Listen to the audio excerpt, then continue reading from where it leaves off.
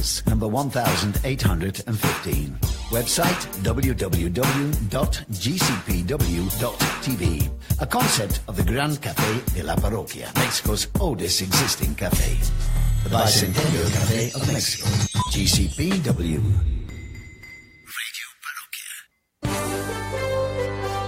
La cultura jurídica que necesitamos hoy en día, los expertos la tienen para ti. Los expertos te informan. Desde el Gran Café de la Parroquia, tenemos reservada una mesa para ti con los especialistas. Son Juristas en la Mesa. Comenzamos.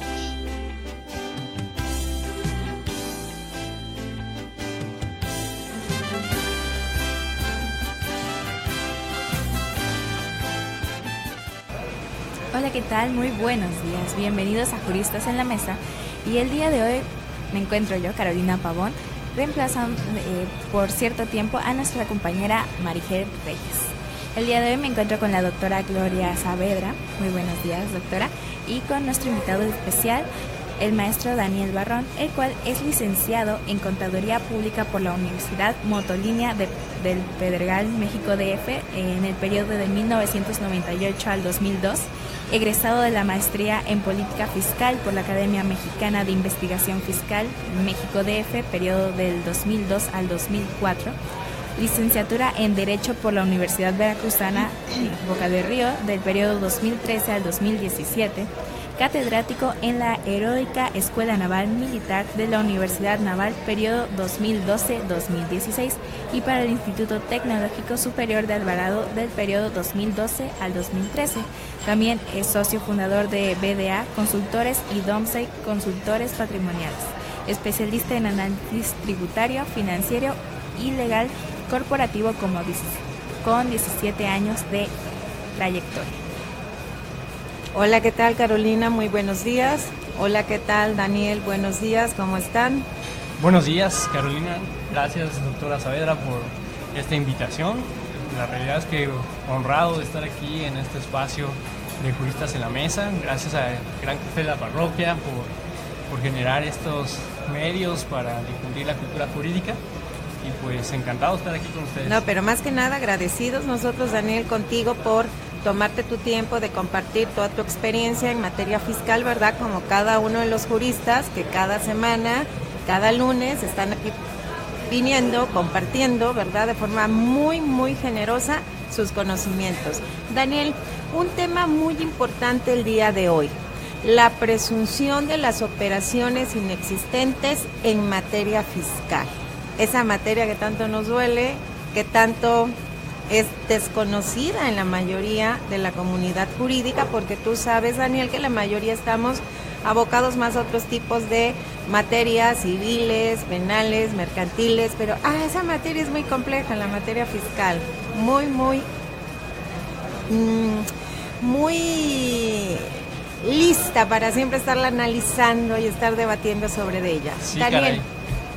Caray, fíjate que la materia fiscal pasa como el derecho o los mismos doctores, que la realidad es que se necesita de un constante estudio, actualización, y cuando una persona pues tiene necesidad de esclarecer algún tema con estos asuntos de materia fiscal, pues lo más recomendable es que se acerque a un especialista y confiar. Así es, y una materia que nos impone a los de la comunidad jurídica a estar actualizados año tras año, ya que es una materia que por la propia materia debe de actualizarse cada año. Daniel, ¿qué debemos de entender por este tema de presunción de operaciones inexistentes? ¿A qué se refiere el legislador cuando legisla en materia fiscal y saca ese término de operaciones inexistentes? Bueno, haciendo un poquito de preámbulo al tema, es un concepto que se incorpora al Código Fiscal de la Federación en su artículo 69b a partir de la reforma de 2014. Esta reforma, en mi opinión, pues es una reforma que afina el uso de medios electrónicos para el sistema de administración tributaria con propósitos de fiscalización. Esto quiere decir que, entre otros cambios, por ejemplo, lo que se trató en esa reforma fue establecer el domicilio fiscal de las personas cuando no son localizadas, por aquellos que se reportan en sus estados de cuenta bancarios. Esto pues por el amplio intercambio de información que existe entre la autoridad hacendaria, propiamente la Secretaría de Administración Tributaria, y la Comisión Nacional Bancaria y de Valores. La cancelación de sellos digitales y firma electrónica en supuestos muy específicos. Nace el buzón tributario, que es un medio electrónico por el cual se formalizan las notificaciones de la autoridad para con el contribuyente. Se amplía la responsabilidad de los socios en supuestos igual muy particulares, es decir, aunque se tenga una responsabilidad limitada en una figura social, también los vuelve responsables solidarios, y se elimina el uso de CFDs, que es la primera generación de facturas electrónicas, y aquellos conocidos como de código de barras bidimensional. ¿Por qué hago este preámbulo? Porque la autoridad se ha hecho de grandes medios electrónicos para fiscalizar. Propiamente el CFD y el código de barras bidimensional eran instrumentos que hacían las veces de las antiguas facturas, solo que por medios electrónicos. Pero a diferencia de estos con los CFDIs que hoy conocemos, es que la autoridad conoce en tiempo real todas las operaciones que tiene el contribuyente desde que se emite el propio CFDI. Es decir, son microdeclaraciones por medios electrónicos. Y entonces viene el 69B, que es que la autoridad, conociendo todos estos elementos, puede detectar también en el ejercicio de sus facultades de revisión que el contribuyente no cuenta con elementos específicos. ¿Y cuáles son estos elementos específicos? Que ha emitido comprobantes fiscales correctamente, pero no tiene personal, no tiene activos registrados en su contabilidad, no tiene infraestructura propia o capacidad material para llevar a cabo aquellas actividades que constan en el CFDI. ¿Y qué actividades pueden ser? Pues la prestación de servicios, la comercialización, la producción, o incluso pues la propia entrega de bienes, ¿no? Entonces la autoridad dice, bueno, aquí hay algo raro, voy a presumir que no existen esas operaciones hasta en tanto me justifiques cómo llevaste a cabo dichas operaciones, sin contar con estos elementos que considera la autoridad fundamentales. Ok, ¿y cómo establece la autoridad este supuesto? ¿Cómo es que vamos a establecer? ¿Cómo es que la autoridad dice que tengo que acreditar para que se dé fehacientemente este supuesto de ley? Bueno, la autoridad propiamente describe un procedimiento en el 69B que, para explicarlo, pues vamos por partes. Primero, ¿cómo se da cuenta de que no cuenta el contribuyente con esos elementos? Pues ya sea por todos los medios de información electrónica que haces a llegar, las declaraciones, los propios CFDIs, el cruce de información, la información bancaria, o los mismos actos de fiscalización, es decir, una revisión directa. Ahora tenemos el tema de las revisiones electrónicas, una revisión de gabinete, y bueno, es allí que, a propósito de esos actos de fiscalización, la autoridad detecta que se configuran estos supuestos. A partir de ese momento le notifica al contribuyente que se encuentra en esta presunción, en este supuesto de presunción. Y entonces le da 15 días la autoridad para que responda lo que a su derecho convenga. Estos 15 días se pueden convertir en 25 porque la autoridad pues también da la opción de solicitar 10 días extra y aportar las pruebas necesarias. La autoridad, después de esto, tiene 5 días adicionales para valorar las pruebas y pronunciarse en una resolución que te notificará dentro de los siguientes 30 días. Y si desvirtuaste, publica una lista donde se establece que ya desvirtuaste la situación. Si no desvirtuaste, publica otra lista definitiva donde establece que has configurado el supuesto de operaciones inexistentes. ¿Cuáles serían los efectos más relevantes que causa esta figura en el contribuyente? Bueno, esa pregunta es importante porque la consecuencia de que la autoridad te presuma que estás llevando a cabo operaciones inexistentes es que de origen pues estás en una lista de presuntos pues responsables de esta actividad. Y está en entredicho los efectos fiscales que surgen a raíz de la emisión de CFDIs, propiamente pues los que tengan que ver con los ingresos que generaste, y para aquellos que hicieron uso de los comprobantes, pues la posible deducción que fue aplicada a raíz del uso de estos comprobantes. Entonces, imaginemos una empresa que tiene actividades regulares, cientos o miles de operaciones, y que de repente, por no tener personal o no contar con infraestructura propia, pues es publicada en este listado. Pues es una responsabilidad tremenda, no solo para el propio contribuyente, sino para con terceros, porque el efecto fiscal no es solo propio, sino también tiene relevancia con todas aquellas personas a las que les expediste un comprobante. Daniel, ¿qué posición ha asumido la Suprema Corte de Justicia acerca de esta figura? ¿Cómo se ha pronunciado? ¿Cómo lo podemos percibir? Bueno, pues a raíz de las reformas, esta que les acabo de mencionar, del 2014, donde la autoridad pues intensifica el uso de medios electrónicos para efectos de fiscalización, pues surgieron una serie de elementos donde los contribuyentes pues pretendían establecer la anticonstitucionalidad de estos procedimientos, porque pues se salían de la parte tradicional y ciertamente pues invadían la esfera jurídica de las personas. Sin embargo, la Suprema Corte ha reiterado la constitucionalidad del uso de los medios electrónicos como el buzón tributario, y entre ellos pues, el proceso para cuestionar la materialidad de los hechos que hacen constar en un CFDI.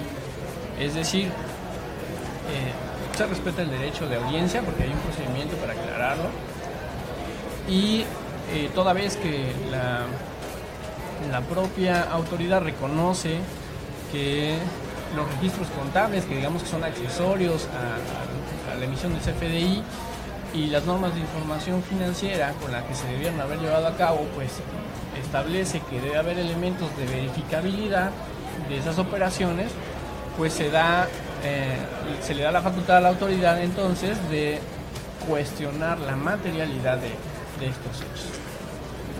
Me parece muy interesante el tema que está hablando, maestro. Y bueno, vámonos a un corte comercial y regresamos. Esto es Juristas en la Mesa.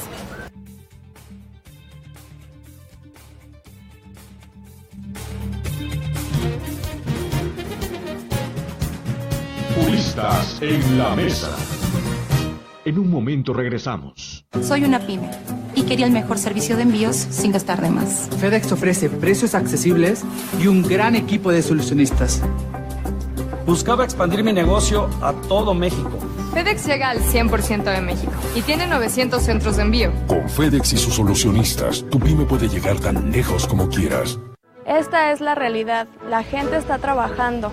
Esta es una puerta de entrada y salida de gente de muchos lados. El nuevo aeropuerto internacional de la Ciudad de México está en construcción. Yo espero algún día salir en un viaje con mi hijo, despegar de aquí y decir, yo ayudé a construir el aeropuerto y hoy estoy despegando de aquí. Lo bueno cuenta y cuenta mucho. Secretaría de Comunicaciones y Transportes. Me llamo Rafael Barroso, soy de Tepic, Nayarit. Cruzar la línea antes nos llevaba 4 o 5 horas. Creo que es algo muy avanzado. Me han atendido en 2 minutos. Muy bien, los felicito. Como Rafael Barroso, miles y miles de pasajeros se benefician todos los días con el nuevo puente peatonal aeroportuario Tijuana-San Diego Cross Border Express. Así ahorran tiempo en el cruce y llegan pronto a su destino. Lo bueno cuenta y cuenta mucho. Conoce más en www.gov.mx/SCT. SCT, Gobierno de la República.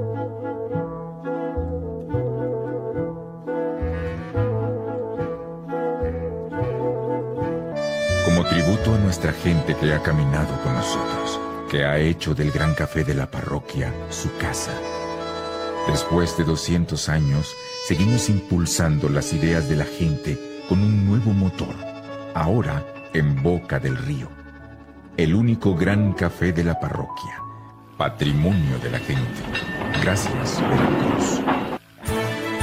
Ya estamos de vuelta con Juristas en la Mesa, desde el Gran Café de la Parroquia. Regresamos a Juristas en la Mesa y nos encontramos con el maestro Daniel Barrón y con la maestra doctora Gloria Saavedra. Le cedo la palabra, doctora. Gracias, Carolina. Daniel, siguiendo con el curso del tema, ¿quiénes consideras que están más expuestos de las personas que regulan la materia fiscal con este supuesto de operaciones inexistentes?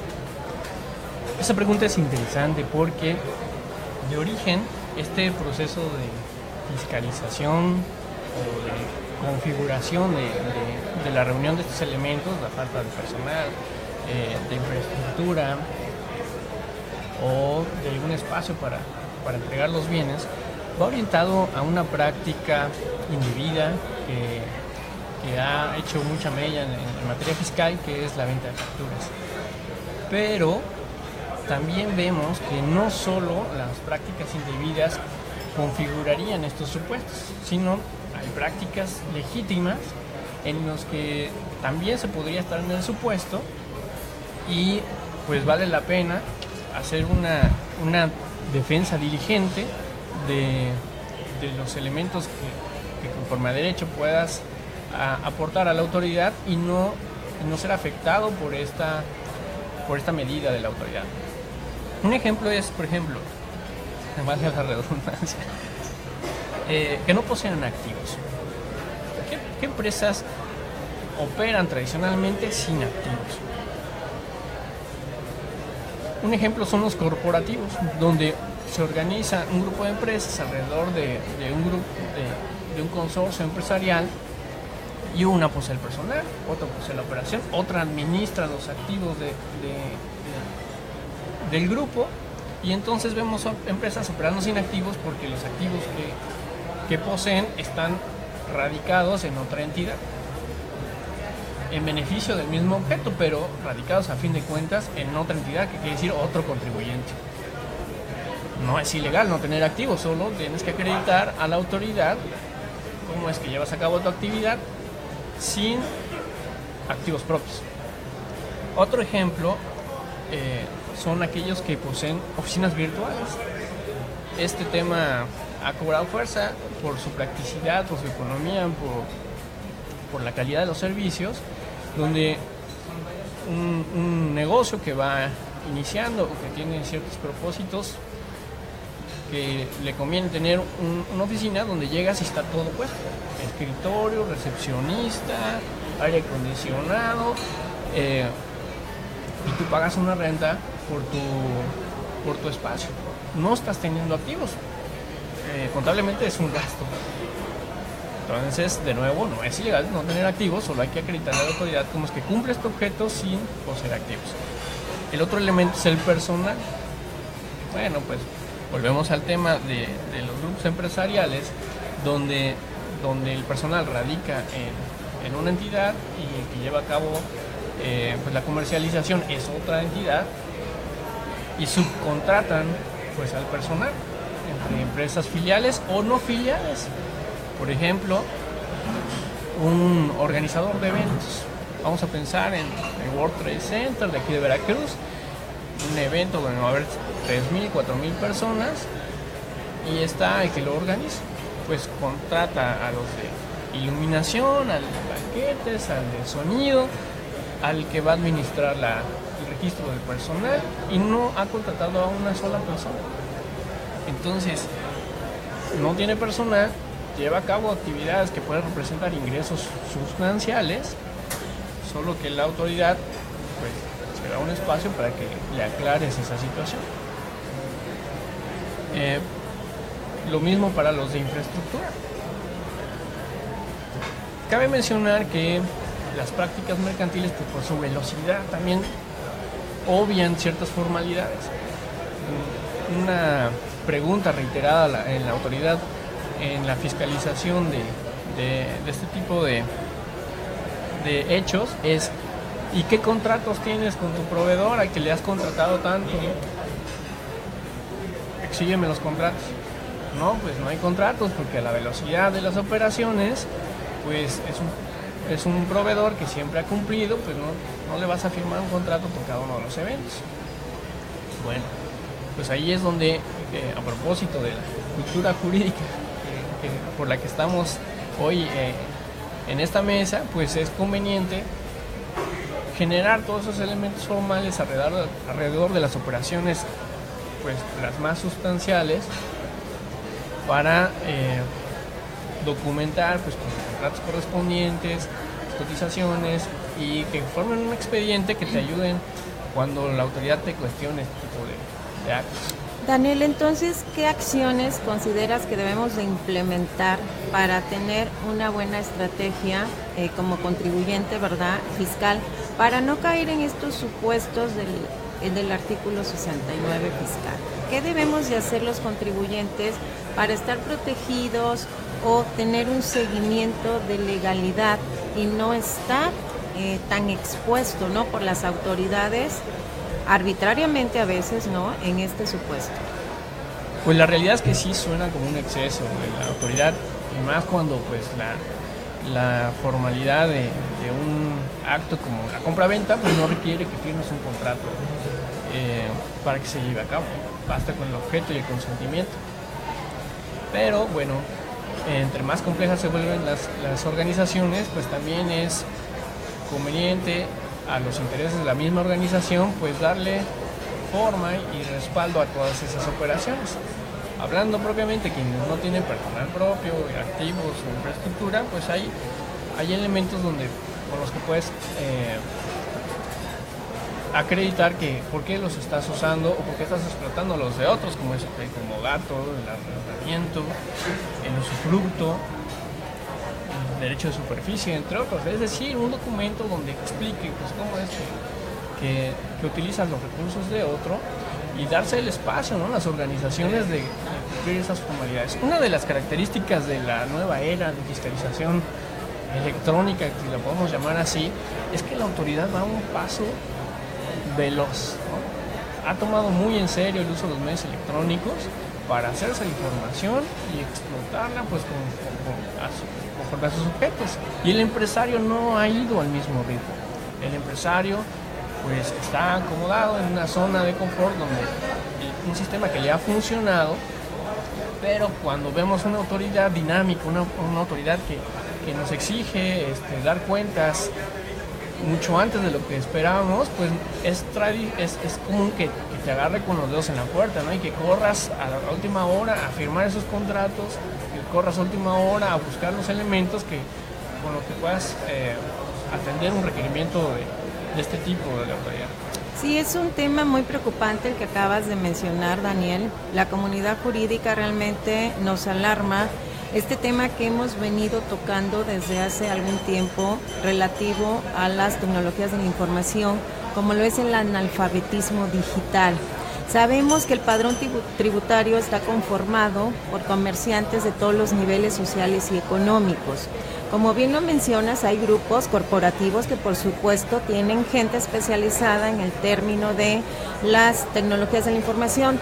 También hay comerciantes que no, que son muy incipientes, a veces hasta analfabetas digitales. Ante estos supuestos de este grupo muy vulnerable que te estoy mencionando, ¿hay algunas instituciones que estén detrás o de soporte en estos grupos?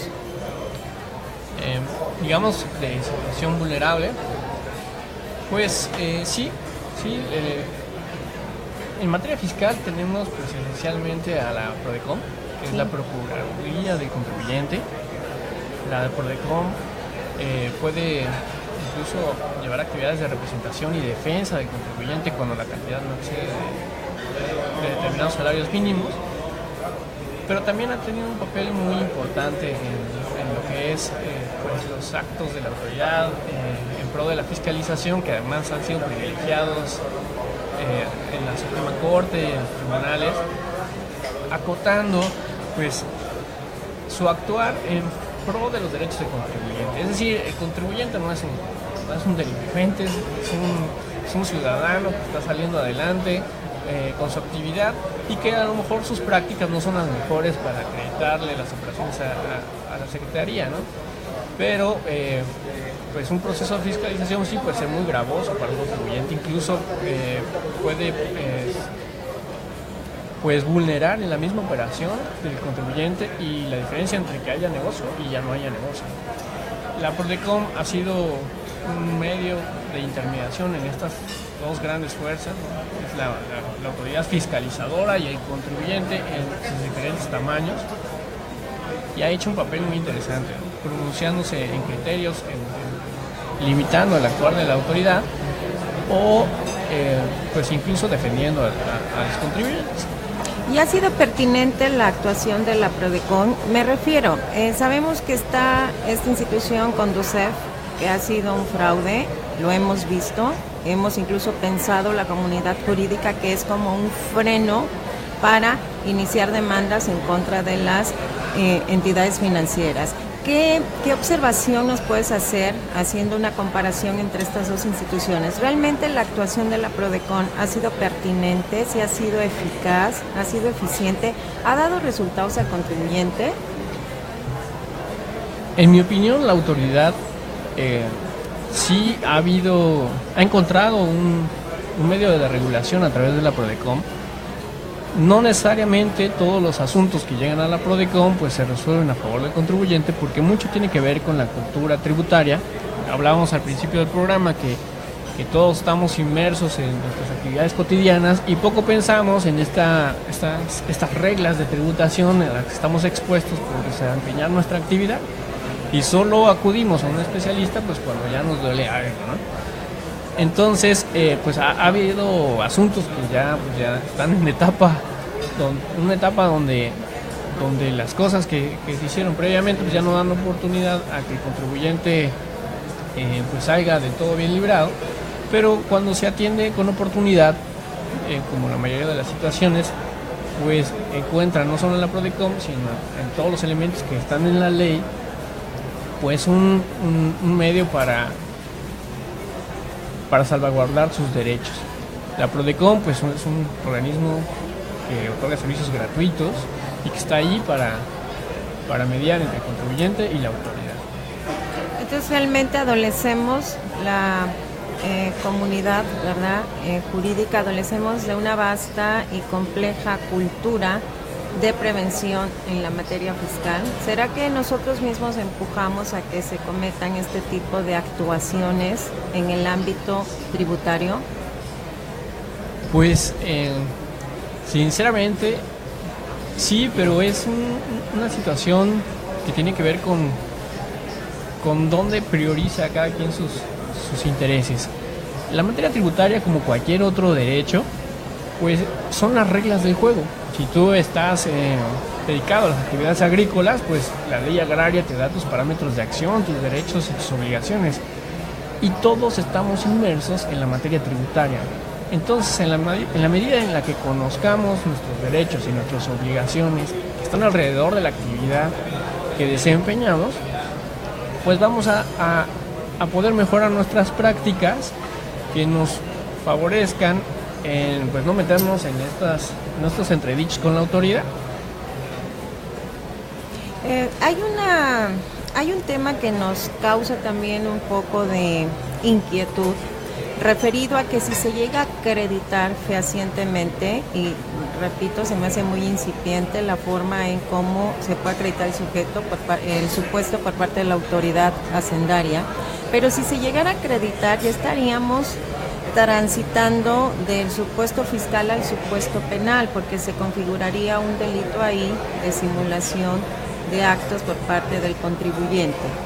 ¿No vulnera esta parte de la materia fiscal el principio de presunción de inocencia? Ha sido un tema muy discutido, la presunción de inocencia, porque pues de facto, regresando al tema, pues la presunción de una operación inexistente es la afirmación de la autoridad que se presume de legal y cierta hasta en tanto el afectado no diga nada o aporte elementos que lo desvirtúen. Entonces es al revés, ¿no? Estás presumiendo culpable hasta que demuestres lo contrario. Hay actualmente propuestas de reforma a estos artículos que le den más seguridades al contribuyente en este sentido, de que no sea catalogado como culpable, sino como inocente, porque eso nos da una percepción muy diferente. Los listados que publica la autoridad, aunque ya son considerados constitucionales, pues son prácticas inquisitorias, donde pones en una lista negra, una lista de la vergüenza a los contribuyentes hasta que acredite que no lo fue, y si tiene problemas para acercarse o asesorarse de la persona indicada, pues claramente puede configurar lo otro que no es necesariamente de su situación, que es que esté llevando a cabo operaciones que no existieron y tratando de acreditarlas en favor de otro a través de un comprobante fiscal digital por internet. Me parece excelente lo que está diciendo, maestro. Nos vamos a un corte comercial y regresamos. Esto es Juristas en la Mesa.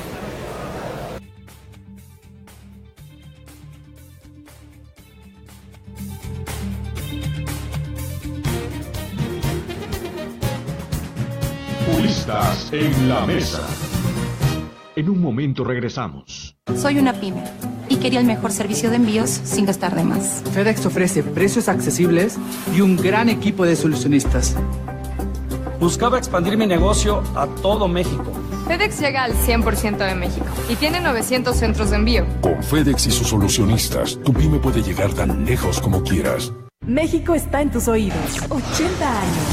El Camino Real de Tierra Adentro muestra la riqueza de nuestro patrimonio y de ello es testigo el estado de San Luis Potosí. No te pierdas nuestro desafío literario y la obra de la poeta náhuatl Yolanda Matías. La ciencia nos explica las ventajas y desventajas del Internet. Y en la música, Technicolor Fabrics.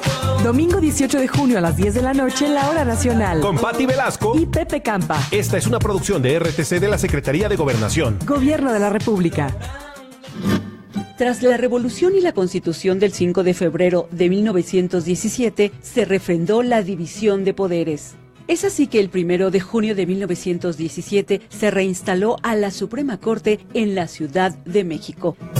A 100 años de su restablecimiento como Tribunal Constitucional de México, la Corte cumple con la defensa de los derechos protegidos por la Carta Magna. Suprema Corte de Justicia de la Nación, salvaguarda de tus derechos.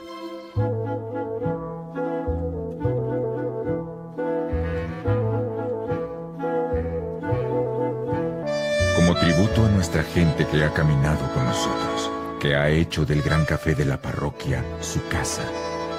Después de 200 años, seguimos impulsando las ideas de la gente con un nuevo motor, ahora en Boca del Río. El único Gran Café de la Parroquia, patrimonio de la gente. Gracias, Veracruz. Ya estamos de vuelta con Juristas en la Mesa, desde el Gran Café de la Parroquia. Regresamos a Juristas en la Mesa. Nos encontramos con el maestro Daniel Barrón y la doctora Gloria Saavedra con el tema presunción de operaciones inexistentes en materia fiscal. Doctora. Gracias, Carolina. Daniel, derivado de lo que nos has platicado, nos llama la atención que el contenido del artículo 69, fracción B, tal parece que está dictado de forma inquisitoria o muy lesionadora de derechos fundamentales y puede asustar mucho a la comunidad jurídica que sabemos que no está tan educada, tan cultivada en la materia fiscal por el grado de complejidad que reviste. ¿Podrías mencionarnos brevemente algún proceso que hay desde que llega la autoridad a fincarte el supuesto de operaciones inexistentes hasta que ya se acredite fehacientemente tu culpabilidad? Esto es, transitaríamos de un estado administrativo a una esfera penal. ¿Cómo sería ese procedimiento a cara del contribuyente? Ok. Primero, pues, la autoridad fiscal ciertamente sí da oportunidad al contribuyente pues para que exponga su caso, ¿no? Hablábamos de estos primeros 15 días que se convierten en 25, más 5 días de resolución y los 30 para notificarte esa resolución. En el intermedio puede la autoridad solicitar más información para pues hacerse de elementos de convicción en su resolución, y son otros 10 días. Y de que la autoridad resuelve, si es favorable, pues ya sabemos, no pasó nada, te publican como que desvirtuaste, pero si es desfavorable, tienes otros 30 días para publicar la lista definitiva.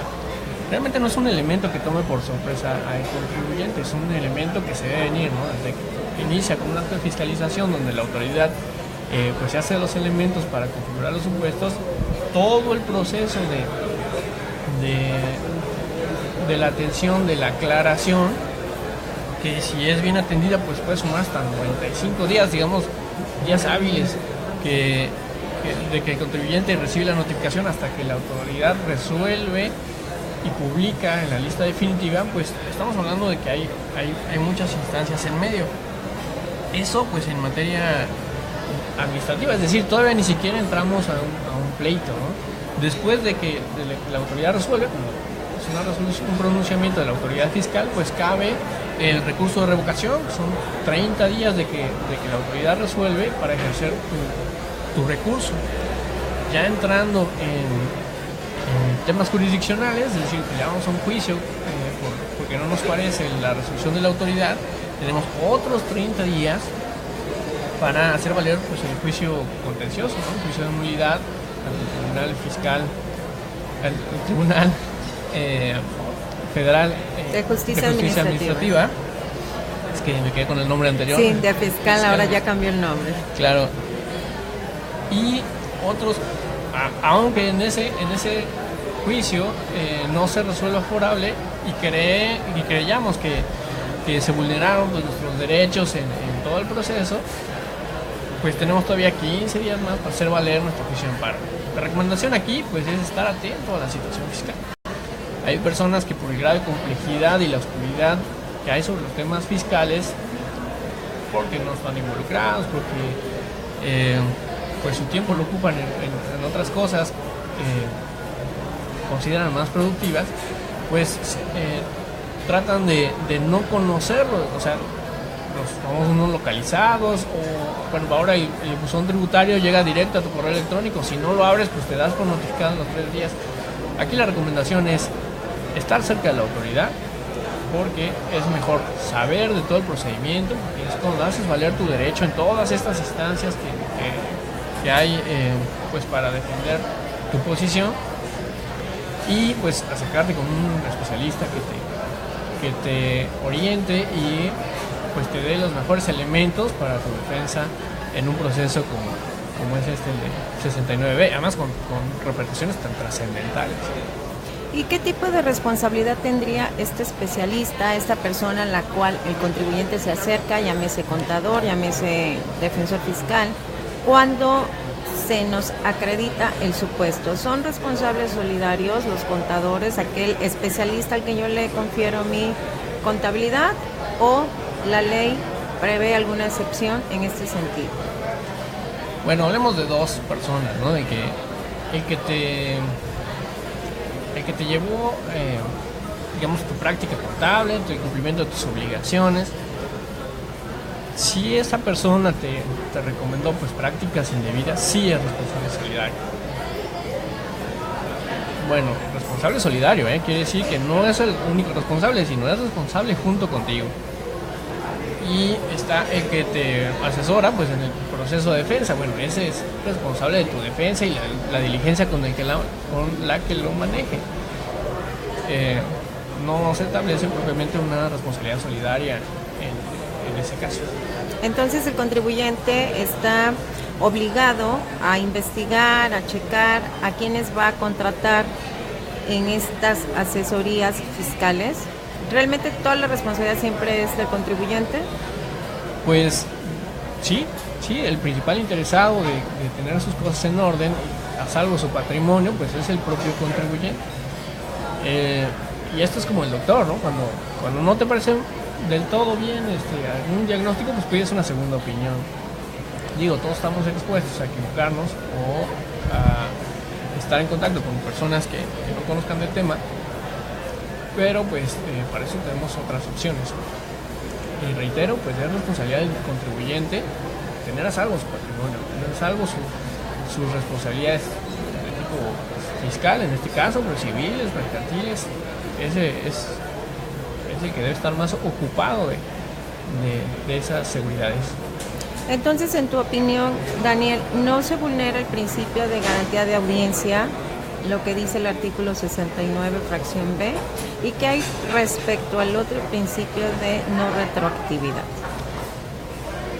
La Suprema Corte ya se pronunció respecto de la garantía de audiencia y bueno, pues dado que sí se cuenta con instancias para que el contribuyente se pronuncie respecto de su situación y aclare lo necesario, pues está garantizado.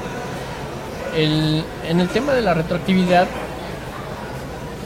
sí hay mayor discusión porque pues trasciende que esta reforma es muy reciente, pues estamos hablando de 2014 para acá, pues son 3 ejercicios fiscales, bueno, 2 contando, pero sí hay precedentes que hay que analizar caso por caso. Un precedente a favor de la no retroactividad, por ejemplo, es un caso donde la autoridad va a buscar al contribuyente, no lo localiza y también pues, se da cuenta que tiene una facturación intensiva y configura, ¿no? los supuestos del 69. Uno de los supuestos es no estar localizado y le cancela los sellos y lo publica en la lista. La autoridad o en el Tribunal de Justicia Administrativa resuelve que como la verificación del acto por el que no se localiza fue anterior a la publicación de la ley, no procede pues que se le configure una ley pues posterior al hecho en cuestión. Sin embargo, pues la discusión, bueno, esa persona pues ya quedó sin efectos el actuar de la autoridad, pero pues pensemos en alguien que tiene actividades 2013, la reforma entra en vigor enero de 2014 y esas actividades 2013 pues surten efectos fiscales pues cuando presentas tu declaración anual. Para hacer más claro el ejemplo, pues las personas morales tributan pues haciendo pagos a cuentas de sus impuestos de ese ejercicio, porque no determinan el resultado de su ejercicio pues hasta que termine el año, ¿no? Entonces hacen pagos a cuenta. Y resulta que 2013 termina, tú presentas tu declaración 2014, en marzo, que es cuando presentan las personas morales, y le das efectos pues de deducibilidad y de acumulación a los comprobantes que han venido utilizando. Supongamos que es publicado uno de tus proveedores en el 69, entonces aplica o no el procedimiento de actividad 2013, pero que surten efectos de 2014. Entonces, la realidad es que es muy pronto para pues tener todos los elementos y decir si procede la retroactividad o no procede la retroactividad, pero lo que vamos a ver es que van a ir saliendo precedentes que pues van a acabar en temas jurisprudenciales, en algunos casos, y en otros pues, elementos muy valiosos para tu defensa en el caso de que configures esa situación específica y de esta manera pues resolver el tema de la retroactividad. En tu experiencia en la materia fiscal, la praxis que haces diariamente en esta materia, ¿consideras que deba de cambiarse, modificarse, adicionarse este artículo 69 apartado B? Ok. Yo creo que el tema de la presunción es un tema muy delicado porque, de nuevo, pues es una afirmación de la autoridad que se presume legal, en tanto el afectado pues no diga nada en contrario. Y pues tiene tintes de vulnerabilidad hacia el contribuyente.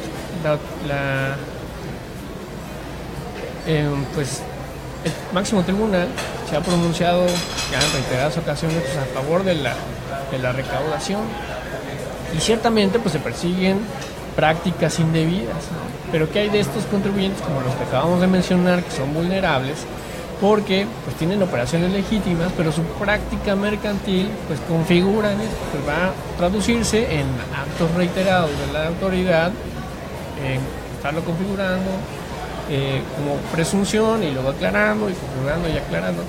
Entonces yo sí creo que debe cambiar el sentido de la presunción, ¿no? Como pues una revisión pues te da varias instancias y no es hasta que se resuelve el último acta que se establece un crédito fiscal. Pues igual esta situación.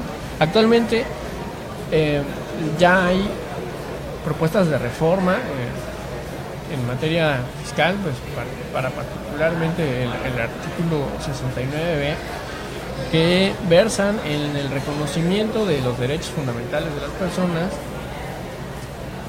y que estos derechos pues, sean respetados en el proceso de la presunción. Los proyectos que he visto, pues, en mi opinión, no son suficientes porque sigue la materia de presunción y las consecuencias que esto arrastra. Pero bueno, es un inicio y es que sí se está reflexionando en este tema de la presunción de inocencia o la presunción de culpabilidad, como hoy se configura en el artículo 69. ¿Qué acciones crees que debe de implementar la autoridad para la prevención de este tipo de conductas que van a derivar, como ya lo mencionamos hace rato, en cuestiones de delito? ¿Qué debe la autoridad establecer como políticas para la prevención de este delito? Bueno, pues estamos hablando del delito de simulación, estamos hablando de esta práctica de generarle beneficios fiscales indebidos a los contribuyentes, pues sin elementos jurídicos que lo respalden, ¿no? Hablamos de las prácticas que sí funcionan y las prácticas que no funcionan. Yo creo que la autoridad se ha ido por el camino corto al decir, bueno, pues te corto que puedas emitir comprobantes porque de aquí a que te configure el delito y te juzgan y te sentencian, ya te me fuiste con otros millones. Es un exceso, más bien la autoridad debería abreviar sus métodos de fiscalización y de inquisición de estas figuras para no en aras de la recaudación pues se lleve en el número de contribuyentes que su delito fue ser prácticos en sus operaciones cotidianas y pues a lo mejor una desatención de sus tiempos en estas instancias para aclarar su situación fiscal. Entonces se fue por el camino rápido en pro de la fiscalización. Sí se puede hacer más en el tema de procuración de la justicia, es decir, pues los medios por los cuales la autoridad se da los elementos para configurar el delito en sí. Porque además la presunción, cuando se convierte ya en una situación definitiva, no configura el delito, solo dice, y se presumirá la simulación, bueno, se entenderá que son actos simulados para efectos de los delitos fiscales. Es decir, todavía falta el proceso legal, no se ha configurado ya el delito. Entonces, pues solo es cortarle la llave, cerrarle la llave al contribuyente en lo que vemos que hacemos con el contribuyente. Entonces, pues no estamos resolviendo ahí el problema de fondo.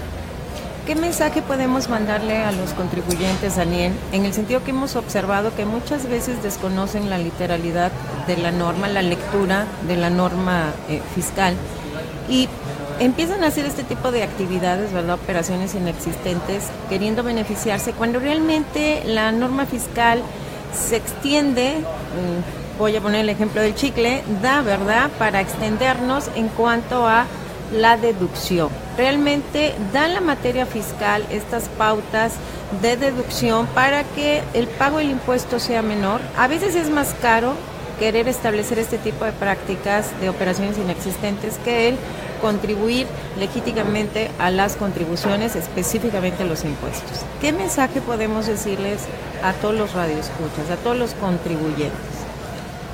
Bueno, el tema de las facturas es un tema de tentaciones, ¿no? Porque con una formalidad que ya vemos que no es suficiente para la autoridad, se busca obtener un beneficio fiscal y pues eso lleva un costo de por medio que es más bajo que el impuesto generalmente. Y eso tiene espacio pues en una cultura pues del camino rápido, una cultura de ahorrar al precio que sea necesario, cuando en realidad hay caminos que la misma autoridad te da para pues actividades estratégicas, no sé, agrícolas, este régimen que salió también a partir de 2014, que es el régimen de incorporación fiscal. Todo se traduce en el conocimiento de tus derechos. Si vas a entrarle al juego de los negocios, al juego de prestar servicios, ser independiente, pues date la oportunidad, así como te convertiste en una persona muy hábil para desempeñar tu actividad, pues también saber las reglas que están alrededor de esa actividad. Y eso te va a dar más oportunidades de éxito que venir arrastrando consecuencias de malas decisiones por la inmediatez de tu operación, o porque era más fácil, parecía más fácil, o parecía más práctico. Yo sugiero siempre a los contribuyentes que se ocupen su tiempo, su energía, sus inquietudes en maximizar sus negocios, que es allí donde está la verdadera rentabilidad.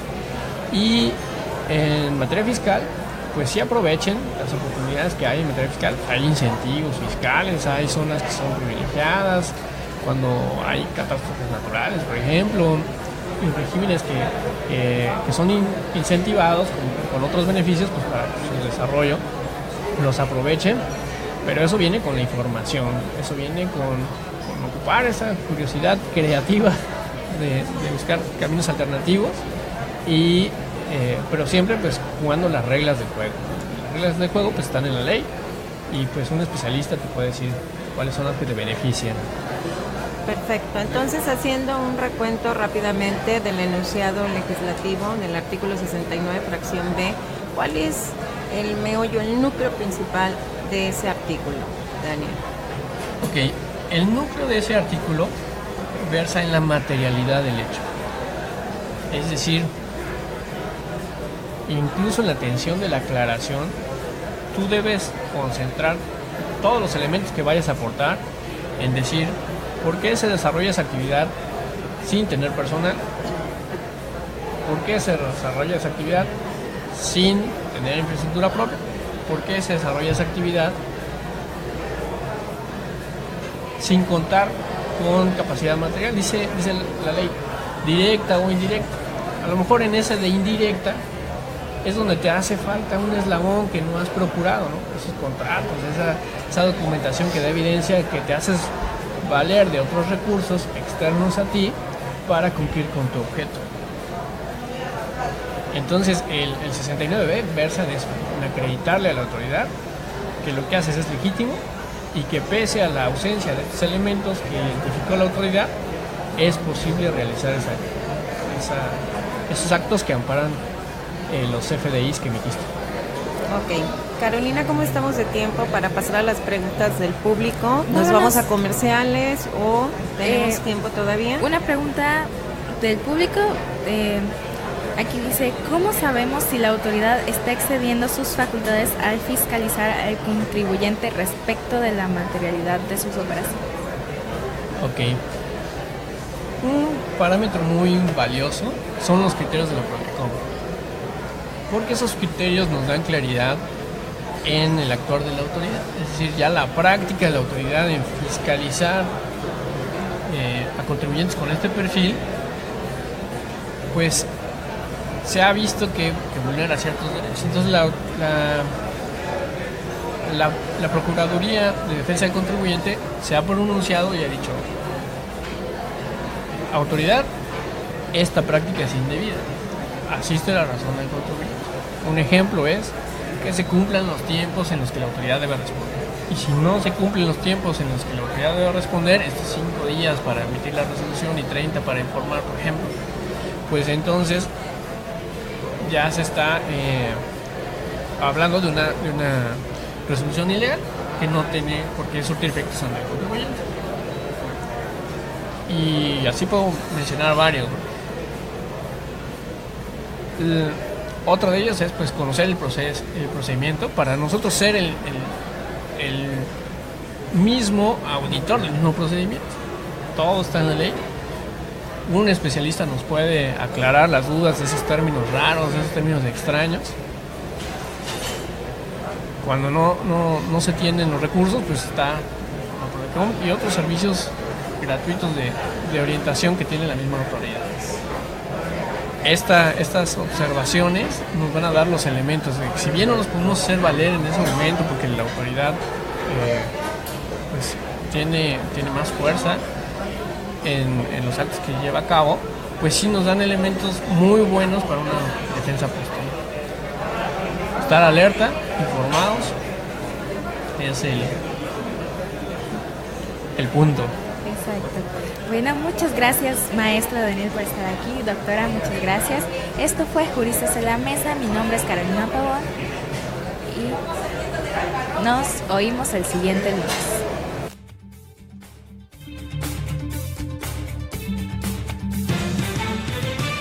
No fue todo el día de hoy.